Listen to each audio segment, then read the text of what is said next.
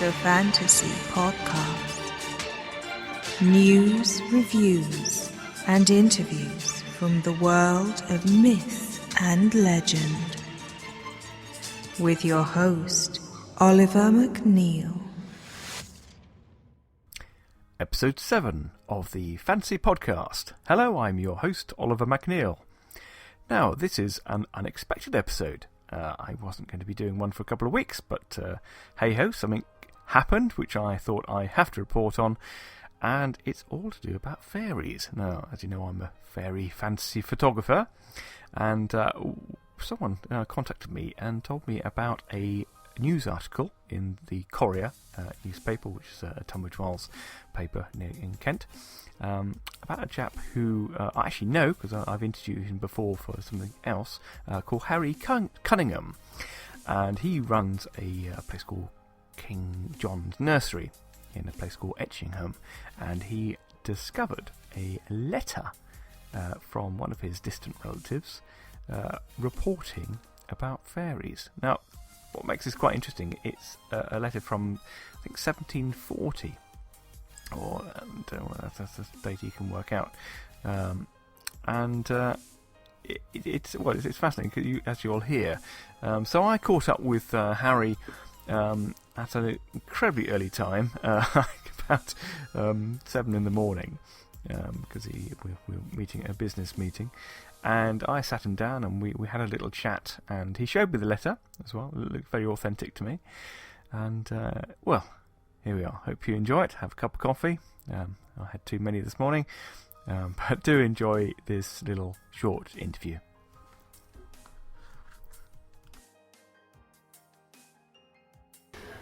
Hello, I'm here with Harry Cunningham. And he's just shown me this letter, and which is where's it dated from? It's about 1741, 1742. And it came to my attention when you were in the local paper about finding fairies. Yeah, it's the letter's about finding fairies, not actually at the bottom of your garden. It's at the bottom of someone else's garden. Yeah, sadly it's not in this exact area, but it's an old family member of mine who are trying to look at exactly where they came into my family, the Delabere family. My brother's middle name is Delabere, this was my great uncle or something, and found this letter whilst going through all pile of letters, old family things, and it starts off very matter-of-factly and should be dated from the first bit, which is all about having seen, did you see the comet the other night? Yes. Which there was a great comet, not Halley's comet, but a great comet in the year 1741. So I think in December, end of the year, so that's why I think it's 1742, the year after, that she's writing the letter. And I can see here she's got 1740, 1741, March. Yeah. And that's talking about the first time that something happened in the village. And it says, I want to know your thoughts of the nation on this, Harry, but I have wrote politics enough to my sister and must beg leave to talk to you about fairies. And it says that in 1740-41, last year, seen on Boswell Green, a group of figures, all in white, by 3 women and some children, which they called fairies. But they got laughed at a bit. Yeah. And then the main bulk of the letter is about the next experience, which was when a child came crying, saying she'd seen the fairies again. Should we read it out? Where does it start? So then, on the 10th of last month, came a child of about 7 years old to one of these 3 women, crying, Mother, yonder are the fairies we saw last year, in white, and now they are all in black. She ran and called her neighbour, that had laughed at them last year, and got together to the number of 10, some of them sensible men of good credit. They saw a group of figures, like men, 200 or more, at the distance of 200 or 300 yards of them, at half an hour after 5 in the evening. Broad daylight, you know. All dressed up, like men with hats on and black clothes. Those that seemed to be older than the rest, and the younger in grey, their motions were most like dancing, or rather groping about in the dark, with their hands stretched out, whilst they were intently looking at them. Came by a man on horseback, a neighbour who knew them all, and he said, Pray, what are you looking at? Why, they say, don't you see all the men on that bank? No, says he, I see nothing. Then, says they, alight and stand where we do. He did so, and says he he now, I see them as plain as you. So it has no punctuation in it, so it's tricky to read because it all just carries on and you don't stop and start. And then he said 2 youths in the company ran as hard as they could to the place, but when they came there they could see nothing. But the rest that watched them saw them when they came to the place mingled with the figures very plain. But they, the boys, saw nothing at all. So as they got closer, the fairy, when they were amongst them, they disappeared. You couldn't see them. It was only from a distance they could see them. And actually reading about fairies, on my board up here, I have put that's a very common thing that I just found on the internet, that they that's one of the features of fairies is they can disappear at will. It's one of their main things. It's a very interesting description of fairies, isn't it? But we've got to bear in mind this is you say on your your writing here that fairies with wings are sort of Victorian invention. More of a modern invention, and there were lots of different types, and most of them, in the old days, how we thought of it in folklore, and most of them weren't actually good. Most fairies were actually a little bit a bit naughty. They were either a little bit naughty but cheeky, or they were plain nasty and bad. So there were these two types of fairies.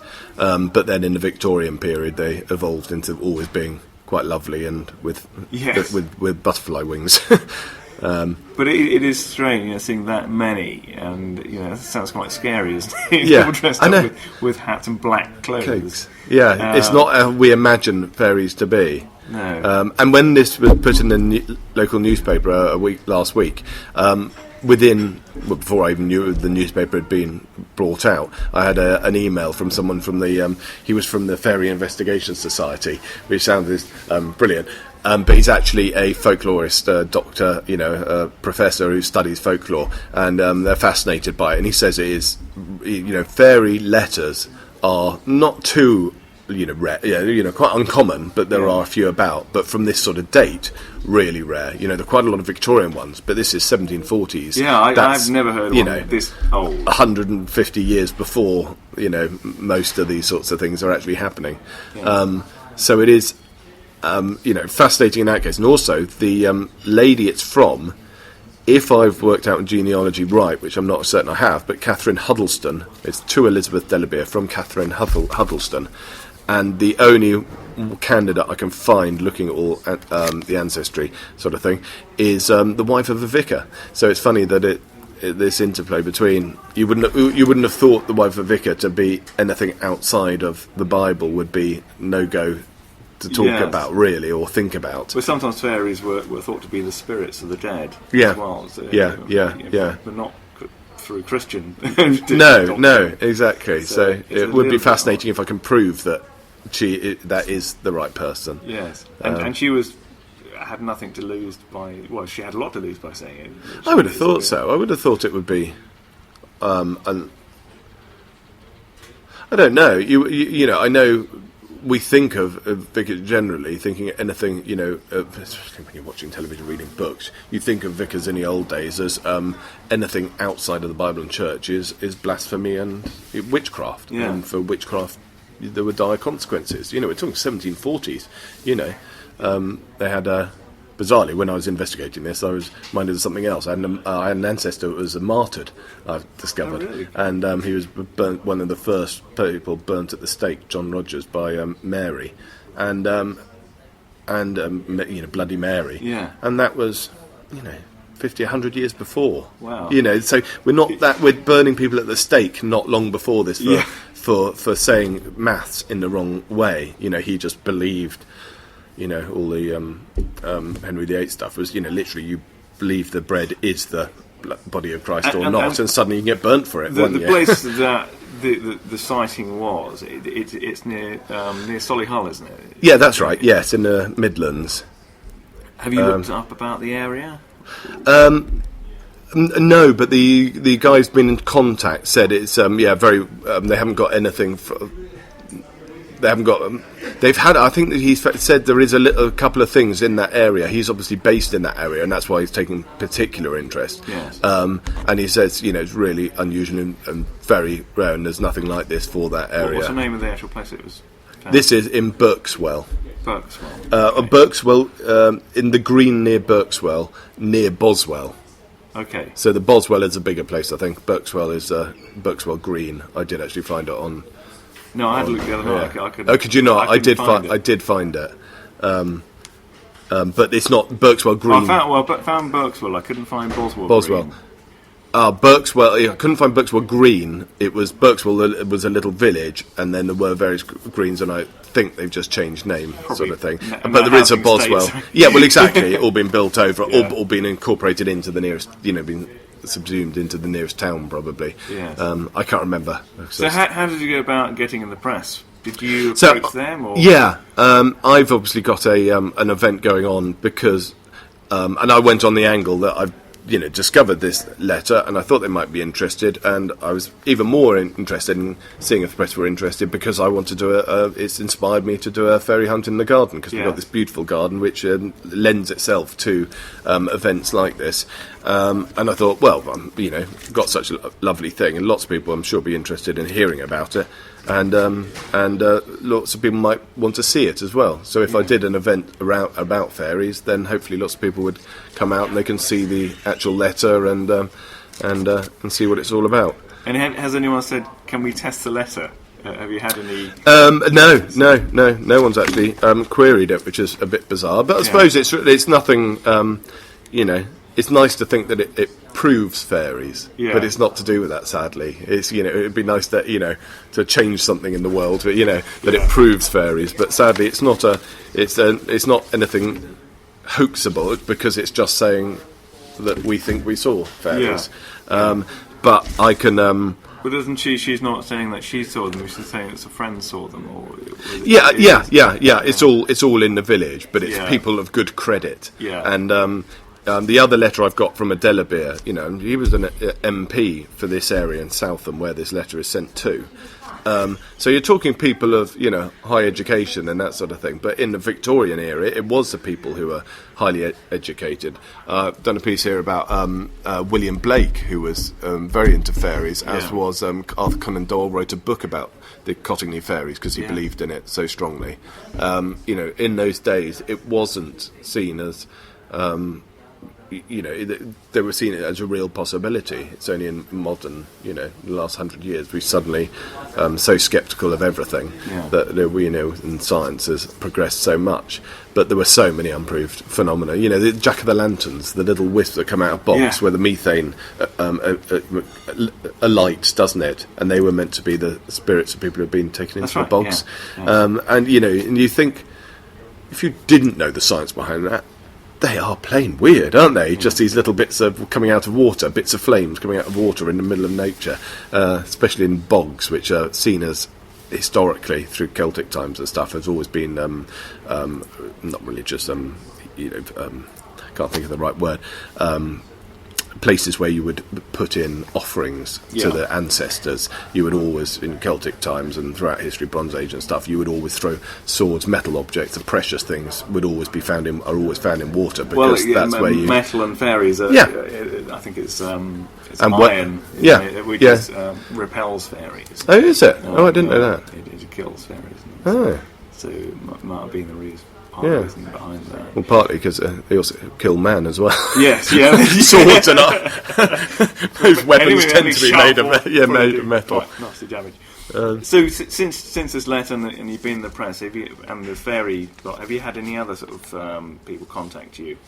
No, I've sort of, because it's difficult to get things out to people to tell them about things, but really I've been in contact with some local people who I know who are interested in fairies anyway, but in a lady locally who is going to have things on display at my fairy hunt. Now, anyone who wants to come and see this letter, where can they do so?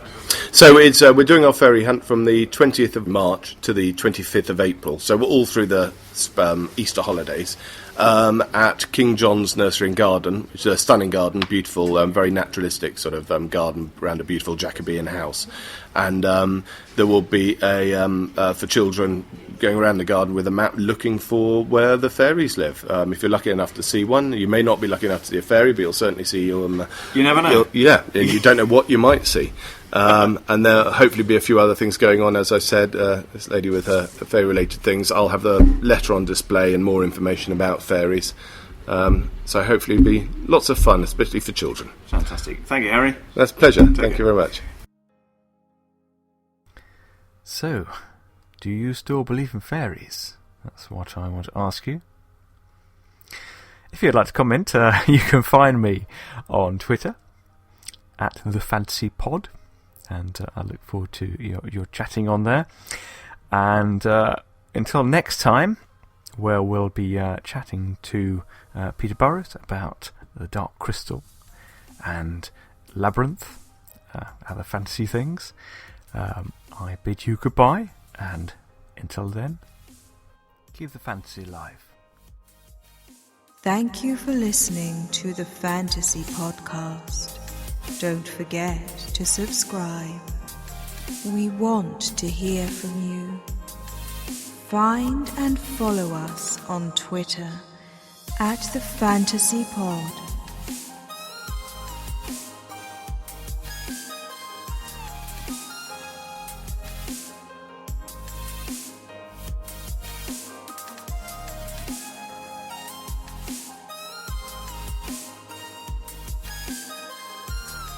The music has been provided again by Jakku.